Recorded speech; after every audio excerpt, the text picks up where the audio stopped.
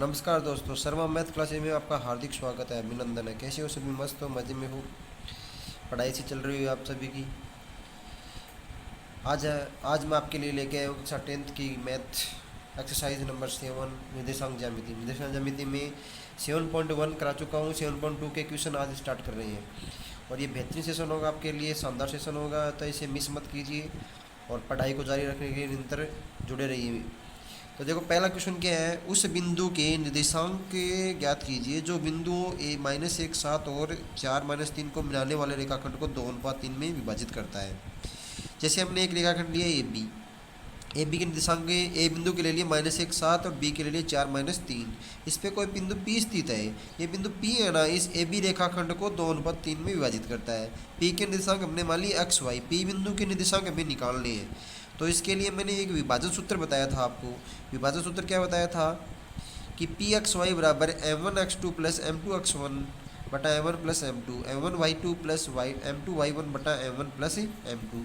इस सूत्र का क्या करेंगे, यूज करेंगे। तो सबसे पहले हम ए बिंदु के निर्देशांक लिख लिए, फिर बी के लिख लिए।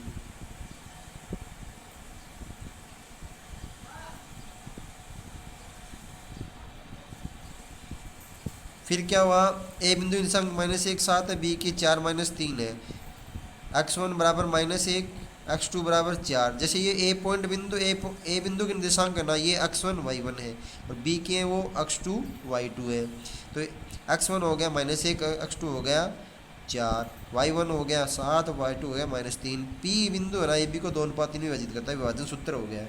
तथा इसमें मान रख दो, पुट कर दो बस, एक्स वाई बराबर m1 का मान कितना है, m1 का मान लिख देता हूँ, m1 का मान 2 है, m2 का मान कितना है 3 है।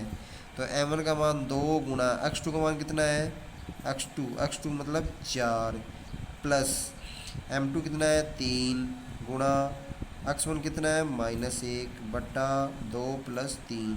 इसी प्रकार m1 कितना है 2 गुणा y2 कितना है y2 मतलब -3, फिर प्लस m2 कितना है 3 गुणा y1 कितना है 7 बटा 2 प्लस 3।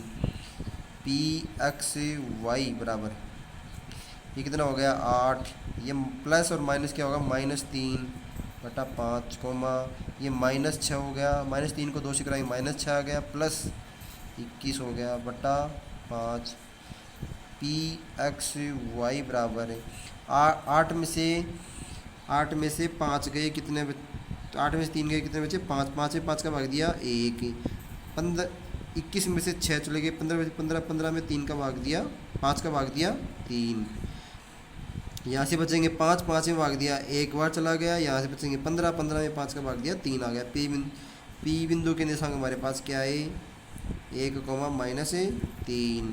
तो समझ में आएगा, शानदार क्वेश्चन, अच्छा क्वेश्चन था। ऐसे क्वेश्चन आगे बढ़ाएंगे आपके। सेकंड क्वेश्चन देखो, ये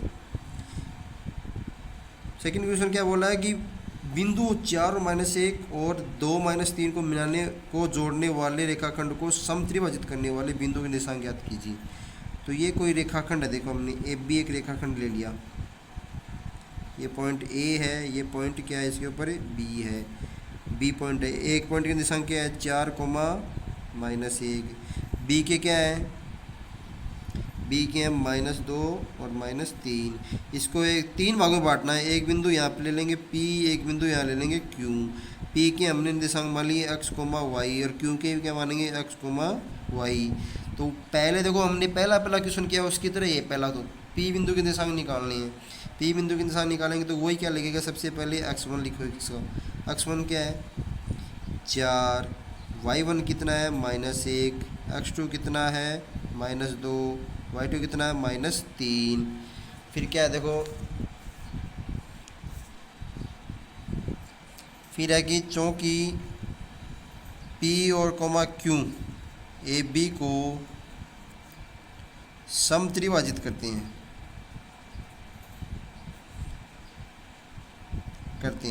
समत्रिभाजित मतलब 3 समान भागों में बांटते हैं। 3 समान भागों में, तो जैसे ये तो वापस बना रहा हूँ यहाँ पर डायग्राम, ये बिंदु A है, ये बिंदु B है, यहाँ पे P था, यहाँ क्या था Q था। तो देखो m1 m2 निकालेंगे यहाँ से। हम पहले P बिंदु के निशान निकालेंगे तो P के इधर कितना भाग बच रहा है, 1 भाग बच रहा है, तो m1 का मान 1 हो गया, ठीक है। ये एक पहले एक एक बाद लिख देता हूँ। देखो इधर पी बिंदु को निकाल रहे हैं तो इधर कितना एक है, तो m1 का मान कितना हो गया एक। इधर कितने पार्ट बचे दो, तो m2 का कितना हो गया दो। ये बिंदु p के लिए है, किसके लिए, p बिंदु के लिए। p बिंदु के निशान निकालेंगे तो m1 का मान एक लेना है और m2 का मान दो लेना है। तो वही होगा p x y बराबर m1 x2 plus m2 x1 बटा m1 plus m2, m1 y2 plus m2 y1 बटा m1 प्लस m2।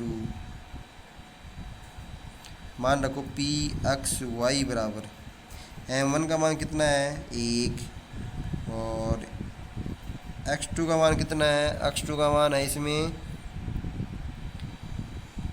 -2 प्लस इसका मान कितना है दो गुणा x1 का मान कितना है 4 बटा 1 प्लस 2 कोमा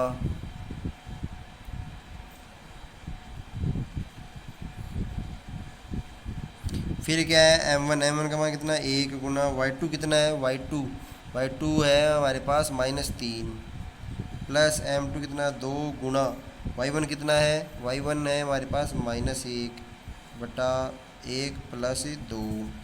तो वही p x y बराबर कितना हो गया -2 और प्लस का 8 बटा 3 और ये हो गया -3 -2 बटा 3। तो p